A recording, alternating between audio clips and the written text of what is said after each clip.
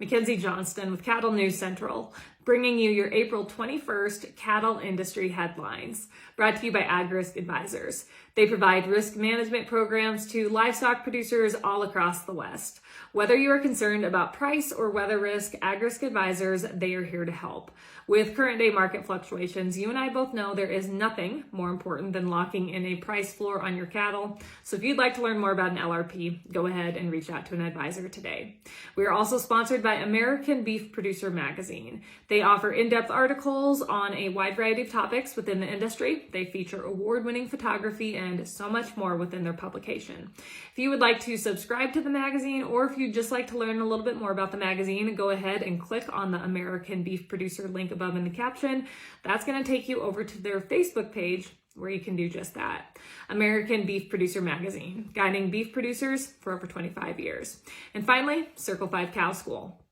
If you're wanting to learn how to preg check your own cows or start AIing, Circle 5 Cow School is definitely the way to go. Almost every week, they are hosting classes somewhere between Texas and Tennessee. If you'd like to check out their schedule, head on over to circle5cowschool.com. That is the number 5 in there, or you can go ahead and just give them a follow on Facebook. According to Drovers, a study in the Journal of Applied Economic Perspectives and Policy suggests that the traditional meat industry has nothing to worry about when it comes to plant-based and other meat alternatives stealing market share. The study shows that new generation plant-based meat alternative sales and their market share has grown in recent years, but that has not translated into reduced consumer spending on animal meat products. The analysis of national meat purchases suggests that plant-based meats sold in patty, link, or ground form are mostly an add-on to beef and pork purchases, and they usually serve as a substitute for chicken, turkey, and fish. Research shows that the recent majority of the plant-based products' growth in market share occurred during the pandemic. And of course, this is because traditional meat prices went sky high during the pandemic when we saw packing plants either slow their chain speeds or close their doors altogether for a short time. These fake products, they might have seen some significant growth in the market over the past few years, but they haven't made a dent in other categories. One of those categories being meat consumption. In 2018, U.S. meat consumption was among the highest in history at 222 pounds per capita.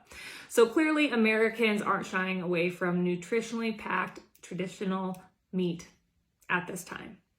This update is also sponsored by 4T Ag Insurance, your go-to contractor for ag insurance. The folks at 4T Ag are dedicated to providing you with insight, information, and alternative risk solutions that are custom fit to your personal and business needs. They offer both drought and crop insurance, and they also offer LRPs for both fed and feeder cattle. If you'd like more information, head on over to their website, www.4tag.net. That is the number 4. TAG.net. Feedstuffs has reported that according to the latest USDA Livestock, Dairy, and Poultry Outlook, federally inspected non-fed cattle slaughter during the first quarter of this year reached volumes that we haven't seen since the mid-1980s.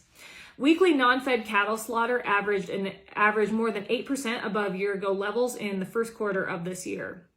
Specifically, in the first 12 weeks of this year, the slaughter of beef cows averaged 18% and bulls averaged 15% above last year.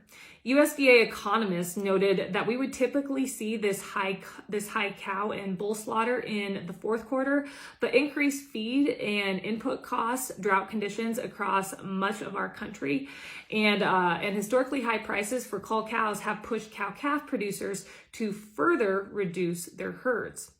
Speaking of drought, according to the U.S. Drought Monitor released on April 12th, 67% of our country is now in some level of drought.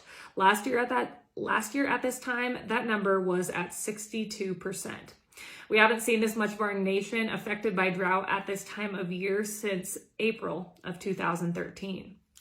As of the beginning of 2022, the beef cow herd had undergone its third straight year of contraction and its fifth consecutive year of fewer beef replacement heifers. Numbers have dropped so low, the availability of cows for slaughter remains tight and demand for beef is fairly strong. USDA expects 90% lean trimming for processing to be elevated. We've seen the price of trimmings maintain a historical high since July of last year. Furthermore, prices thus far for trimmings in 2022 have not been this high since 2015, according to USDA economists.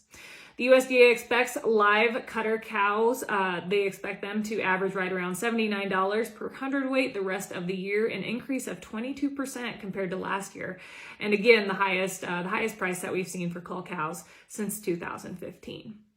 Drovers has reported that during the second week of April, average cattle feeding margins climbed to $206 a head, according to Sterling Beef Profit Tracker. This average was up $60 from the week before and up $19 compared to the same week last year. Estimated beef packer margins for the second week of April were $335 a head, up $10 from the previous week, but unfortunately, they are down $202 from the same week last year. And finally, Fox Business News, they have reported that gas prices have receded a bit in recent weeks, but they are once again expected to surge, with the national average potentially reaching $4.20 per gallon. As of Monday, the national average price for a gallon of gas was $4.08, according to AAA estimates. Last week, gasoline futures rose 30 cents, and this is obviously really bad news for consumers. This news comes at a time when many states are suspending their gas taxes in hopes of easing the pain at the pump for consumers. But this measure won't matter, since gas prices will be rallying in the coming weeks, offsetting some of those tax savings.